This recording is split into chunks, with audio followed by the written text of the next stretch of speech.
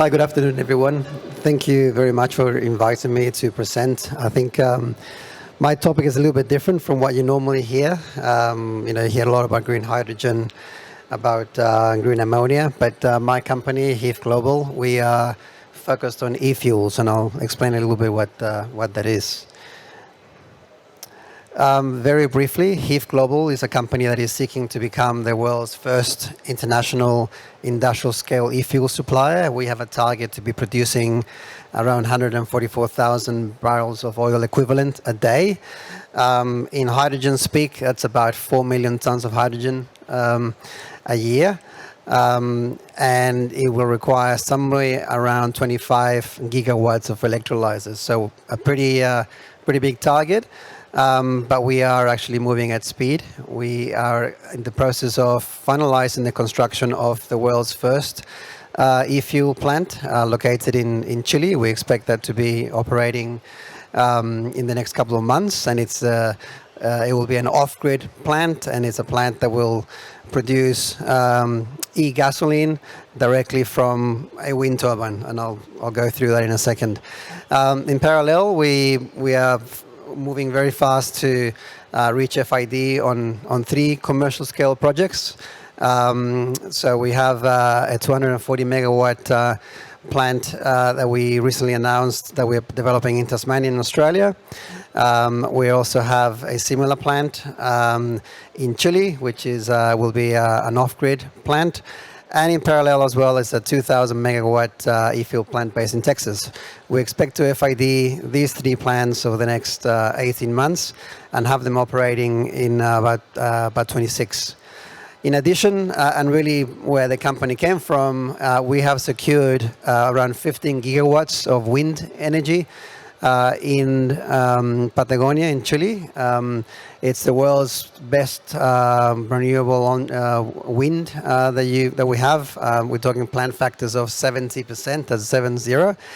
And we expect that to then be able to power 6 2,000 megawatt e-fuel plants in Chile.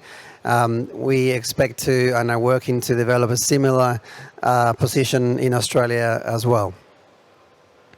Very briefly, HIF is a company which is owned, controlled, and was founded by AME, a Chilean domestic power company.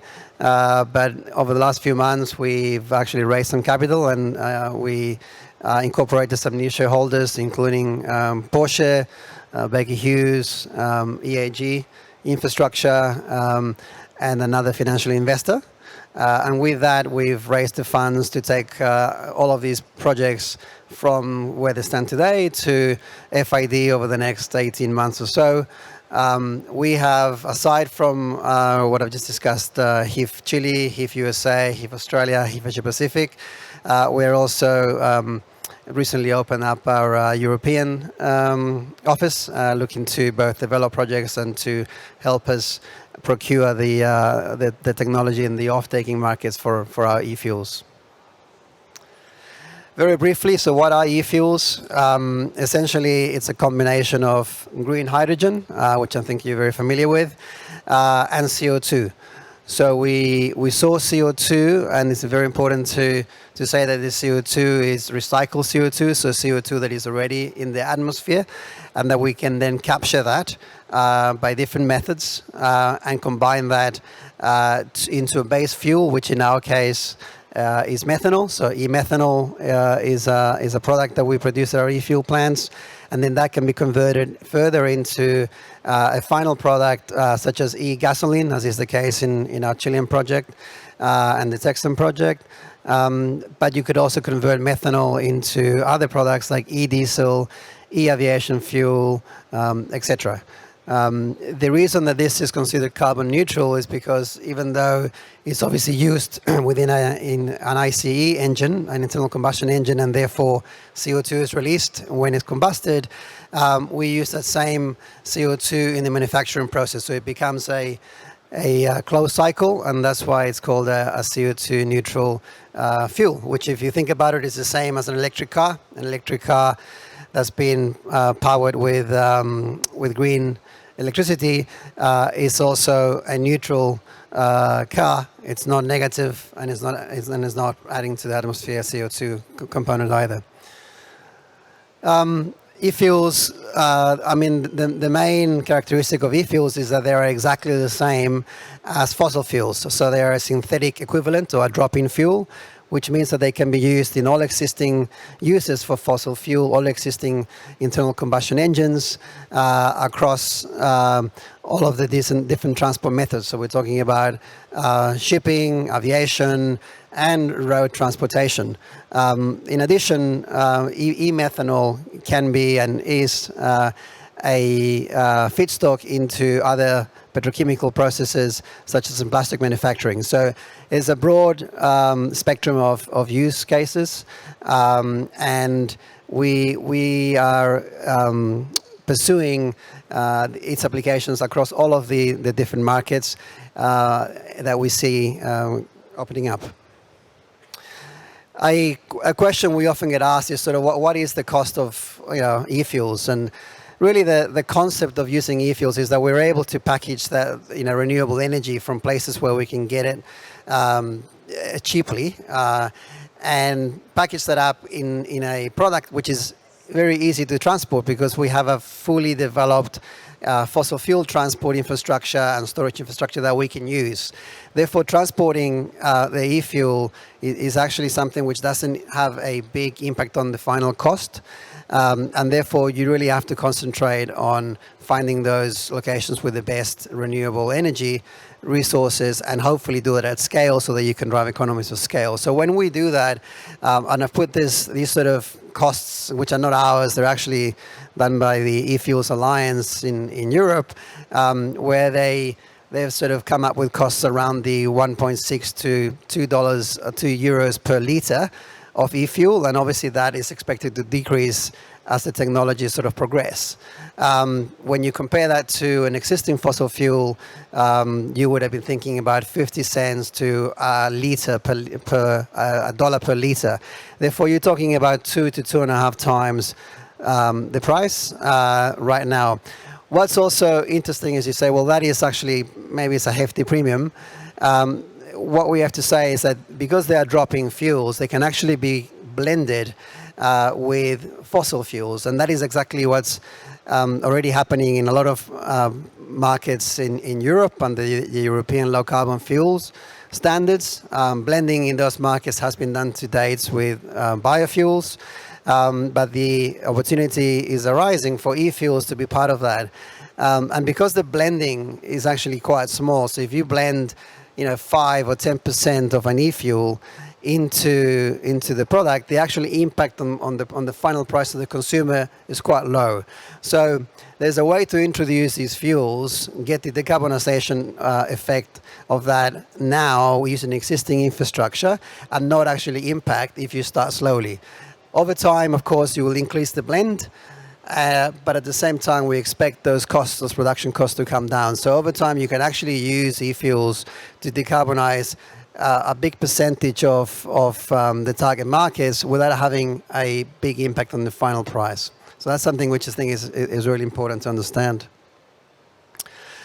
This is, very briefly, this is, as I guess, a rendering of our plant in Chile, the pilot plant. Like I said before, it's expected to start operating in the next couple of months. This plant is very special because it's actually the first plant in the world that's going to be fully off-grid, and basically you'll be able to drive into it and load up your car with gasoline that's been manufactured in the site from essentially the wind and the wind turbine and water with the electrolyzers. It also includes a direct air capture unit for the CO2, which actually sucks up the CO2 from the air, and that's what we use for this plant. Our commercial scale plants, the ones that we are planning for the next 18 months or so, will use a different CO2 solutions, biogenic or industrial capturing, and we do that simply as an intermediate and transitioning process so that we can actually get these plants constructed and fully bankable in the short term. Our expectation is that we will be able to use direct air capture in the medium term for our next plants. And here you have a photograph at the beginning of winter, about 3 months ago. As you can see, works were sort of ongoing, and we expect to be having the first fuel come out of that in the next couple of months. Our Tasmania project, quickly, we announced about a couple of months ago that we would be pursuing a project in Tasmania. It's based on bringing to Tasmania the chili plant that we've been designing for the last couple of years. We have decided to locate this plant in the northwest of the state of Tasmania, very close to some of the sources for the biomass, the waste biomass that we need for the CO2, and also a good strategic location from the point of view of accessing renewable energy, new build renewable energy for the plant. And finally, I just wanted to maybe spend a couple of minutes on why eFuels in South Korea. I think it's important, again, to emphasize that we're talking about a drop-in fuel that doesn't require any changes to infrastructure, and that you can use existing cars and existing engines. And it allows South Korea to essentially import energy from the best locations in the world, Australia, Chile, etc.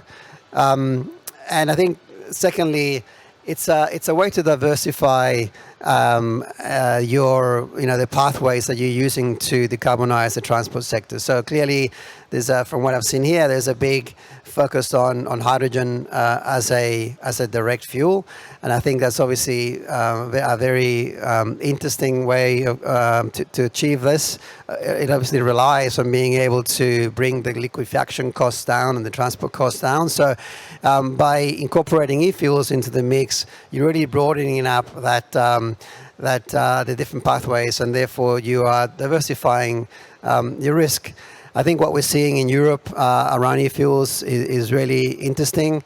Over there, under the new regulation that is going through Parliament, essentially they are setting blending rates with specific targets for eFuels, and we expect somewhere around a 5% blending target by 2030 from what they call renewable fuels of non-biological origins, or eFuels.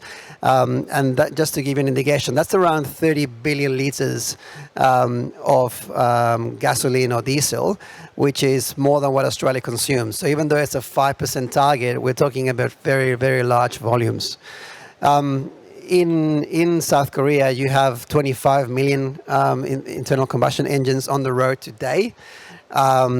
And you are selling around 1.5 million every year. So despite the fact that there's electrification going on, and that's happening at different speeds in different places, and South Korea is actually, I think, doing a pretty good job of it, there's still a massive amount of existing cars and existing fleet that will need to be converted. If you use eFuels in that process, you can have a really high impact on your decarbonization of the transport sector. For example, a 5% blending rates into conventional fuel will be the equivalent of decarbonizing or taking away 5 million tons of CO2. So it's a easy way, if you like, with a limited impact in the final price to consumers, to achieve a lot of decarbonization in the transport sector.